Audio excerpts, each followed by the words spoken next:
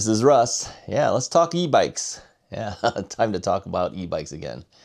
So I was thinking about e-bikes, and I was thinking there's a lot of different styles of e-bikes that are available, and I've had a lot of different types. As you might know, I've had customized ones made for me specifically. I've had moped style e-bike. Yeah, one e-bike that way. Found out it wasn't for me. Okay. And then I've had some folding e-bikes, right? I've had fast e-bikes. I've had class 2, class 3 e-bikes, right? So there's a lot of different styles and types of e-bikes, but it got me thinking about this, and I said, really you got to pick the e-bike that fits best for you, not because somebody told you that, this thing does this and that, and then you go, well, okay, I should have that. But you got to really think about it. Do you really need to have that feature? Yeah. And because I've gone through so many different e-bikes now, it numbers over 60 e-bikes now. Which one's best suited for me, and how do you make that decision? Now, as you know, I've been trying to clear through e-bikes as best I can to kind of get my house back into a house instead of essentially a garage of e-bikes in the house. All right. So, so you might have been wondering, how did you make the choices based on the choices, of what you have? How do you make the choices of keeping certain bikes and not keeping other bikes? How do you make the choices of letting go of certain types of bikes? Well, I think you really have to start looking at yourself and saying, what do I really want to do with these e-bikes, and how do I typically ride, and how do I see myself doing it in the future? So I looked at it on a practical standpoint. First off, I said, well, in my area, the crackdown is happening already. They're regulating a lot of stuff in our general area here in Illinois. And I said, I have to make a decision. Am I going to break the law and just ride any way I want to, or am I going to follow the law? Okay. Well, it's kind of a blend of the two. As you know, my biggest thing that I probably break is the stopping issue. Will I continue to stop? And the answer is no, I usually won't stop. I know I won't. And so how am I going to deal with that? And then I said, well, what about the rest of it? Am I going to stay within the 20-mile-an-hour limit, or am I going to go over it? Okay. So I think the biggest thing in my area for me really is about the speed and where you ride. So at least for me, okay, just for me, I'm not saying for you, but at least for me, the speed is the big issue in this area, and where you ride is the big issue, okay? So they have put down regulation in our area to be 12 and 15 miles per hour on bike paths and into forest reserves, et cetera, et cetera. And I made the decision that it's too slow for me. So what does that mean? That means I shouldn't go into the forest preserve areas anymore unless I'm willing to go slower, and unless I take a bike that's not as conspicuous. All right, we'll talk about that in a bit. All right. And then I said, okay, if I'm not going to go into the forest preserves, then where am I really going to ride this for me? Okay. And I said, well, it's going to have to be on the street. And I've been doing that for the last several years, as you know. In fact, I remember when I first started this channel, somebody said to me, Russ, you're so afraid of going on the street. I go, okay, I'm going to go on the street. And I've been on the street ever since from that point, right? I think when you first get the e-bike, you don't want to be on the street. Really, you don't, because you're still getting used to it, right? And it had been a while since I've been on a bike. I think I stopped riding my bike around when I was 50 years old. That's when my knees started to really hurt kind of bad.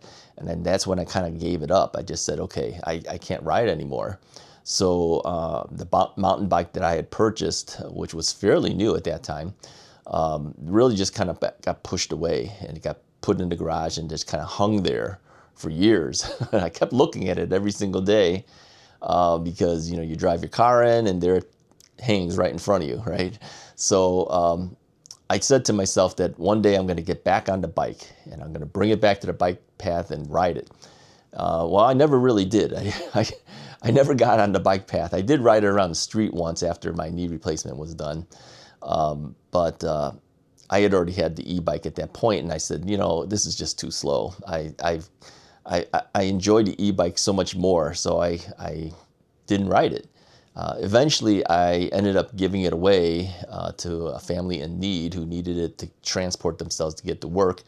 And so they have it at this point, unless it's been stolen or something. They have it at this point. And I just started riding e-bikes only, right? So then I kind of said, well, okay, if I'm going to be riding, I started riding around the forest preserves. And then I started noticing people making comments, right? Hey, you're a cheater, you know, all this other type of comments. It got to the point where it just wasn't fun going places and seeing people, you know, making these snide remarks at you. So I started riding on the street. When somebody said, hey, Russ, you're too afraid to go on the street, you should go on the street.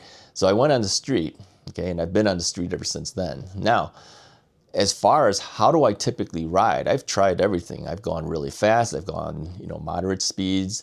I've tried stopping at stop signs, not for long. And then not stopping at stop signs, but slowing down, right? So eventually now after, well, this is going to be our 5th year going into 2026. It'll be our 5th year on e-bikes. I had to start thinking, how do I really ride? What makes me enjoy that ride? Okay. And I said, well, you know, I don't mind being in the forest preserves, but after a while, the forest preserves all kind of feel the same. I mean, whether I was at Bussy Woods or whether I was at a local forest preserve closer to me, they kind of feel the same. To me, it is. And so I says, well, what do I really enjoy about riding on the street then? Well, I like the variety. I get to see different areas. And as you know, I like looking at the different houses as I'm passing them. I look at the neighborhoods differently on a bike than if I'm in the car and I just happen to glance over at what the neighborhood is like. So I kind of like that. And I said, okay, well, how fast do I typically ride when I'm on the street? Now, if I'm getting from place to place, like if I wanted to go to the Botanic Gardens like I used to do, I try to ride as fast as I can because I know it's going to take me a long time to get there and a long time to get home. However, riding fast and going on a higher pedal assist level eats up my battery. So I had taken my first original Rad Rover 5 out to the Botanic Garden ride, and it took two 20 amp hour batteries to do that. Yeah, I had two 52 volt 20 amp hour batteries adapted to my Rad Rover 5. And the only way that thing could do it is if I was pedaling a good chunk of the way. Yeah, I'd have to pedal there and pedal back. And, and I said, okay. So I did it, and it's like 62, 63 miles, something like that, round trip. It made it there on the 2 batteries, under pedaling. Now, if I was just to throttle that, I would never make it there. Yeah, I would be eating up the batteries like crazy. I would never make it. I found that I liked the long rides, but I was so tired out by the end of that trip by pedaling so much because, again, my knee is not the best in the world. My leg strength is not the greatest. So I said, okay, well, I have to do a combination of the two. So I was looking for bikes that was able to give me 20 amp hour batteries and trying to carry 2 20 amp hour batteries with me so that I can kind of semi-throttle, semi-pedal. You know, pedal a certain amount, and as I tire out, then throttle some more, and then pedal, and then throttle. So I was able to do that, okay?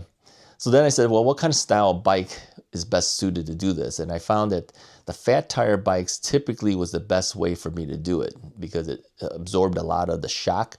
You know, some of the areas that you go into on the street is not the best streets. The conditions aren't the greatest. And you don't know if you have to go on top of something like maybe a little gravel somewhere here or there. I wanted the stability. So then I started realizing that maybe the fat tire bikes really is the best type of bike for me. All right. Then other bikes started being offered to me. Yeah. One moped style bike offered to me as well. And I took that on. I said, this looks kind of cool. Let's try it. And I found it wasn't for me. Yeah, I mean, I couldn't adjust the saddle. I couldn't adjust the seat height. I found that I typically still like riding my e-bikes with a fairly tall seat height.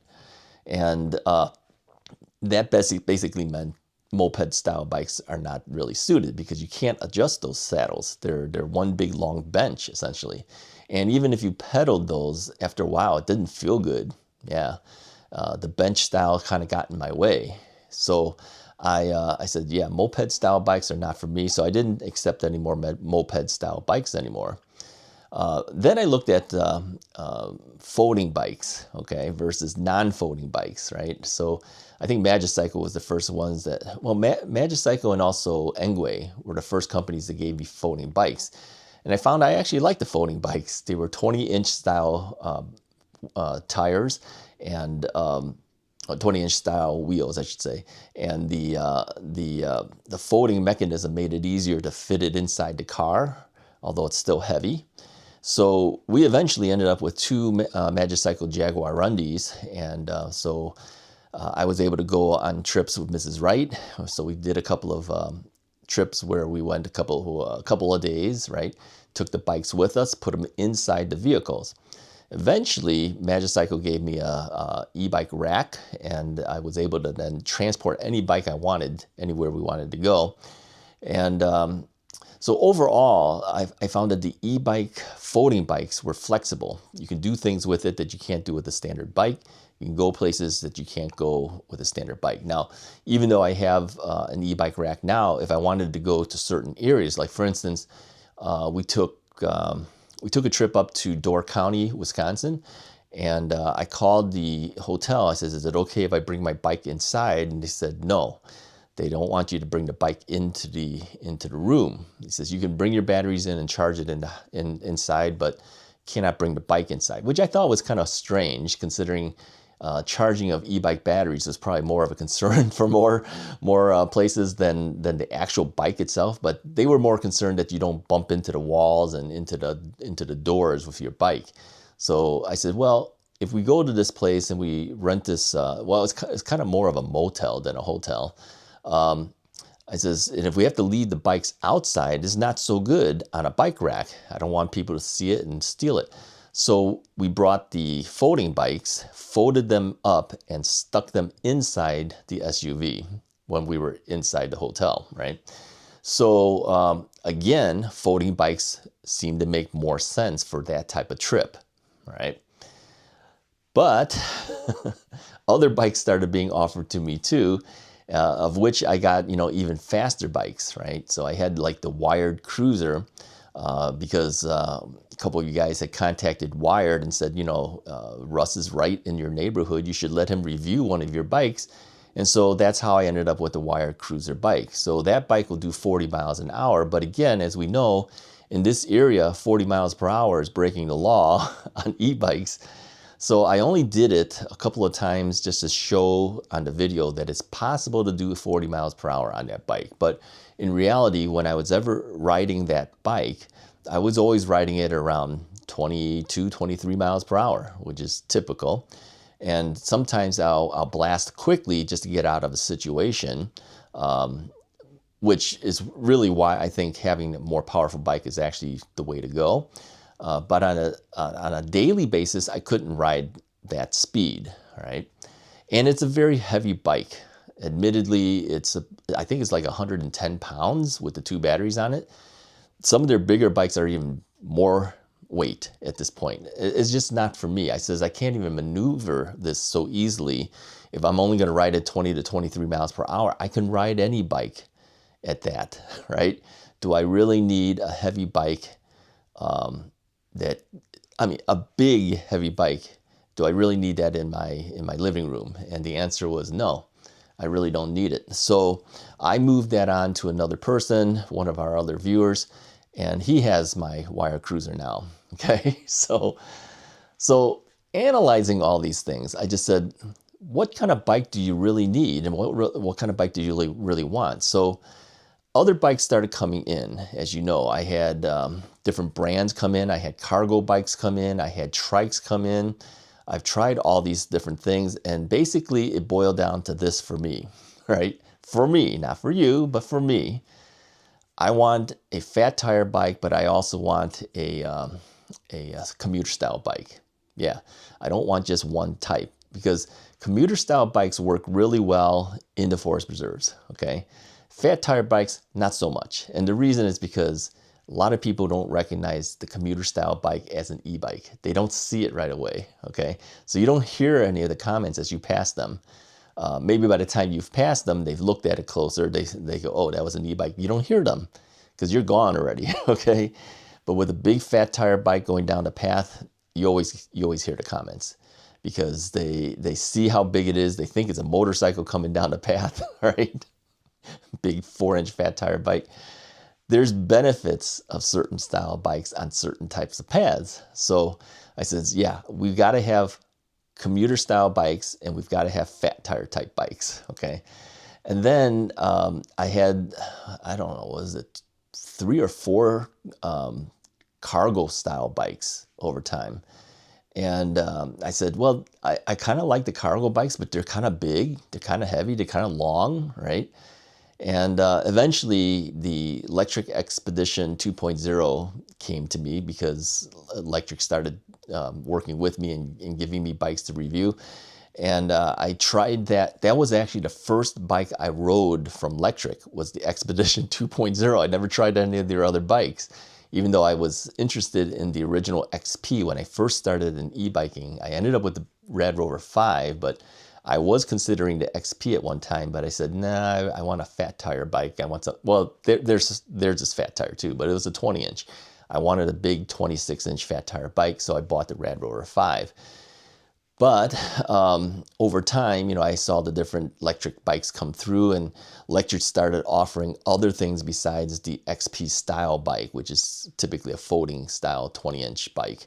So I got invited to Arizona, and so I tried the Expedition, and then I also tried the X-Peak, which is their fat tire bike, right? And I liked both the bikes. I said, wow, are all electric bikes like this?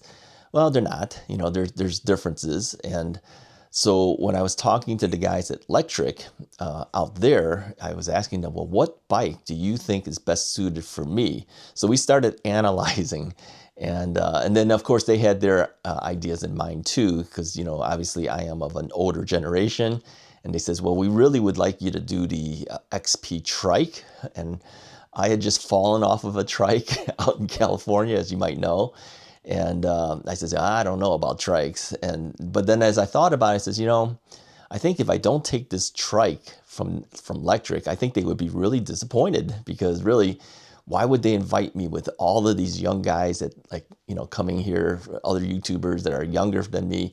Why would they invite me? Why would I be of any interest to Lectric? And I said, it's probably because of my age and because of my issues that I had. I mean, I even told them, I says, look, hey, when I come to see you, I'm bringing my mobility scooter. I think it took them by surprise, because they said, well, we never had anyone come through with a mobility scooter.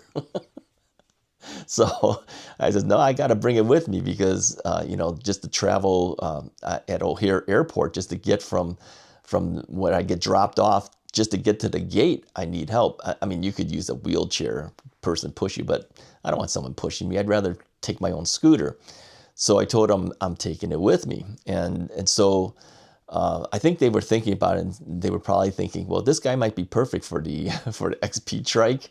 And then so I said, well, what do you guys recommend that I consider? And they said, well, obviously we would like you to do the trike, and maybe start out with the XP3. The XP3 was the third iteration of the original XP 20-inch bike. And I said, you know, okay, I'd be willing to do that, because I said, you know, originally I was thinking about the XP on the very first e-bike, but I ended up getting the Rad Rover 5.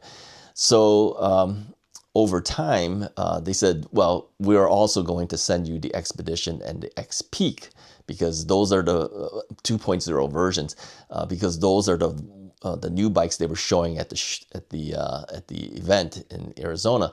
So he says, those two will also be coming to you as well. I says, oh, that's great. And then eventually I just said, you know, can I try the Electric One, which is a smaller bike but automatic transmission? They said, sure. So they sent that to me. And eventually the XP3 became the XP4, so they sent that to me. And then the XP trike became the XP trike 2.0, 500-watt version. And I said, well, I'll take the 500-watt version, but I would really like to have the 750. So they sent me the 750 as well. So one by one, Lectric started sending me a bunch of bikes, right? And after trying them, I said, well, I can't keep them all. I mean, now this company sent me 5 or 6 bikes. I says, well, I can't like eat up the entire living room of just electric bikes. So I says, I've got to decide which one will I keep and which one will I move on. So eventually I ended up keeping the Expedition and the X-Peak bikes. And here's why. First off, I like the cargo style bikes, and I particularly like this particular cargo bike, okay? It rode really well. It rode like a regular bike. To me, it felt like a regular bike, although it was a big cargo bike, and it's heavy and it's unwieldy. It's kind of hard to get in and out of the house. But I said, wow, this thing has dual battery. I says, I wonder if this could actually do that botanic garden ride.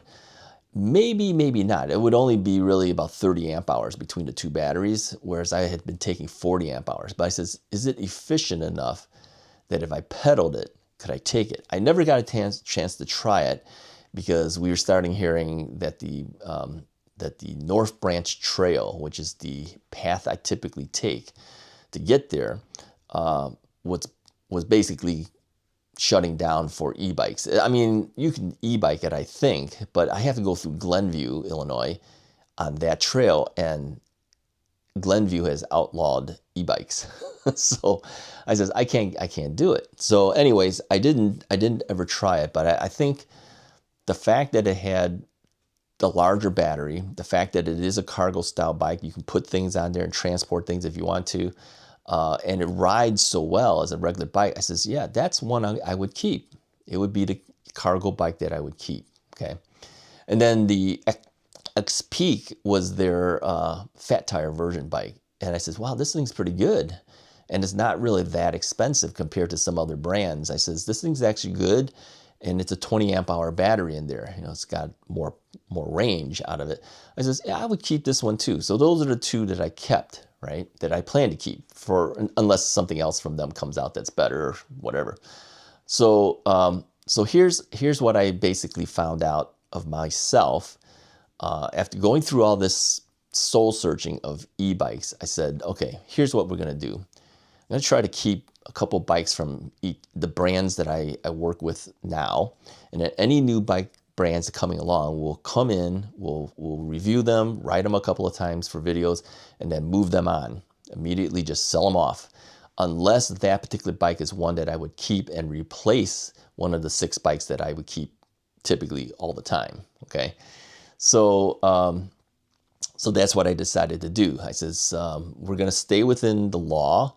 We're going to stay within the 20 mile per hour range for pedaling and throttling. So that's class 2. And then all of the bikes that I have can do 28 miles per hour if I pedal it.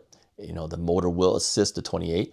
I'm going to leave it at that setting because I typically ride around 22, 23 miles per hour anyway as my standard normal speed. So I says, you know, getting a little extra help going 2 or 3 miles, I don't think will stop, you know, anybody will stop me going 2 or 3 miles over 20 miles an hour. And of course, if you ride responsibly and you look like you're doing your share of trying to stay safe, I probably will be able to get away with that. So I said, okay, so we want a commuter style bike so I can go into the forest preserves if I want to, but again, knowing that I'd have to do 12 or 15 miles an hour there. But on the street, having the fat tire bikes I kind of like. And so I decided I would keep some fat tires, keep some commuter style bikes, keep one cargo style bike, right? And that I would be happy. And anything else that comes in, we bring them in, do the reviews, and then move them on. I think that's the best way to do it. So since then, I've had a couple of companies contact me, which I really have a hard time telling them, sorry, I can't help you now because it's winter time, but they understand, all right? I think they don't know, sometimes, you know, they're in China, they don't know what the weather is in my area. They don't know what area you're in. So when I tell them, you know, we've had weather here recently that, you know, it's like 9 inches of snow, 0 degrees Fahrenheit, then they kind of say, yeah, maybe next year. So if they call me back, I will consider it. But again, there's some that are very fast bikes, and I told them, I says, let me think about it, and we'll talk about it in 2026. Whether I take those brands on or not is still debatable. Okay, I kind of like to try it, but also in my area, I know that would be a problem. So we'll see. So here's what I'm saying is the long and short of it, after more long than short. You got to find what's best for you and go with that. You know, not what people tell you, oh, this bike is the best bike in the world for the money. You're getting all this power and everything and blah, blah, blah. If it's not the way you ride and don't see yourself riding that way, it might not be the best bike for you. Yeah, like for instance, a lot of people were surprised that the Wired Cruiser was one I gave away because, well, I sold it, but you know that I didn't keep because they know I like it, and they know I like the speed, and they know I like the emergency situation of getting out of a situation quickly with it, because that thing's got so much power. But I ultimately came down and says, do I ride that way all the time? And the answer is no. I still stay within the 20 mile, 22, 23 miles an hour range. It's heavier and harder to maneuver in and out of the house. And even when you're riding it, it's kind of heavy. I can't ride it fast. So I said, as much as I like it, I'm not giving it the best chance to do what it's capable of doing. I'd rather give it to someone who can do that and would want to do that. So I decided to move it on, right? And I was supposed to get the other bike from them too, but they never gave it to me. So I said, well, based on that, that was the thing that said, okay, that's the end of it then. I'll just move it on. So that's why that's gone. So people have even said, well, why did you get rid of the electric bike company bike? The one that was customized for me, it was the Beach Cruiser. Remember that one? Yeah, I like that one. I said, well, you know, same thing. It was bigger, it was heavier. It's, I says, do I really need it? You know, it's a very expensive bike because it was customized.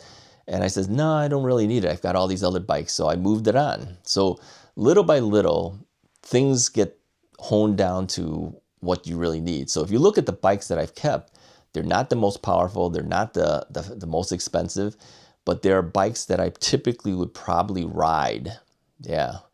So what did I end up deciding? I said, I'm going to keep a magicycle Deer 26-inch, which is a step-over version. I don't even know they offer the step-over version anymore. I think more people buy the step-through, so maybe they don't do the step-over. I haven't seen it on their website in a while. But that's what I have, so that's what I'm keeping. And I have several batteries for that.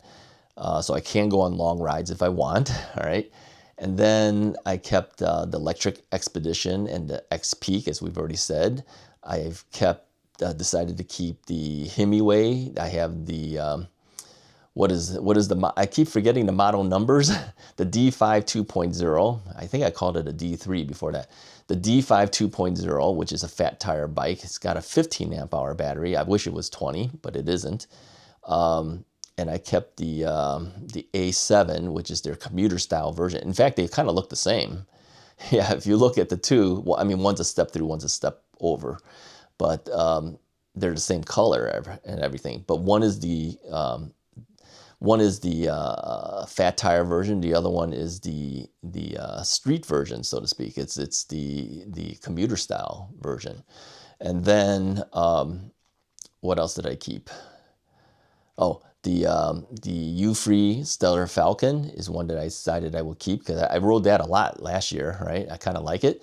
So I says I would hang on to that one, right? So, and if any other bikes come in from either of those brands, you know, I'll have to evaluate at that point which we'll keep and which will go, all right? But again, trying to keep the ones that'll stay in the house will be 6, and then other bikes as they come and go, maybe, you know, 2 or 3 or 4 will come in and out, and I'll sell them off right away. So at one given time, we shouldn't have any more than maybe 10 bikes at one time in the house. Anything more than that, and then it's time definitely to start selling things off. But like I said before, at one time I had 26 bikes in the house. That's just totally ridiculous. You can't ride that many. So as much as you like them, you have to let them go. So I think being forced to make the decision to keep or to sell off got me thinking about this whole thing. Do you really need that bike? And do you really want to have it? You know, is it really benefiting you having it? And the answer typically is no, it's not. It's better to move it on to someone who wants it. And of course, the resale value is higher too, instead of waiting until the tail end of the cycle bike companies come with new products all the time, you know. So you want to cycle them out when the new products come in. So overall, that's basically what I'm saying. You have to kind of look at it for yourself and say, even though this one bike has all these features and it's a great deal for the money, is it really the best bike for you? And should you keep it, or should you just move it on? Yeah. Now, many of you are not in the same situation. I know you don't have multiple bikes to choose from, but here's what I'm telling you is for your own decisions, you should analyze what you plan to do with your bikes and then buy the bikes that fit the majority of the things that you want to do, right? Might not be the fastest. It might not be a fat tire. It might not be a cruiser style. It might not be a, you know, a street style bike, you know, commuter style. It might be something other than you think, but maybe it's the better bike for you on the long run. Yeah. And then, you know, if you're lucky enough, like some of you guys are, you have 2 or 3 bikes so that you have a variety to choose from to ride with, right? And even those, you got to make decisions. Which of these will I buy and which of these will I keep, right? So I think many of us actually do have more than one e-bike. Yeah, if you have more than one e-bike, put a comment. Let me know which ones did you decide to go with and why. Yeah, because I'd be curious how you made your decisions on those things. Anyways, that's really all I wanted to say. It's a long video, I know. I'm looking at the timer. It's over 31 minutes right now. Something like that. But anyway, I appreciate you listening to all this, but I wanted to give you some insight on my thinking pattern and why I decided to keep what I keep and why I decided to hone down to certain bikes. Because again, you have to know what you're going to do. And that's my goal for 2026 is to really just keep what I really need and how I plan to use it, and then get rid of everything else. All right. All right. Anyways, if you like the video, go ahead and hit the like button. Hit the subscribe button if you haven't already done so. I'll talk to you guys next time.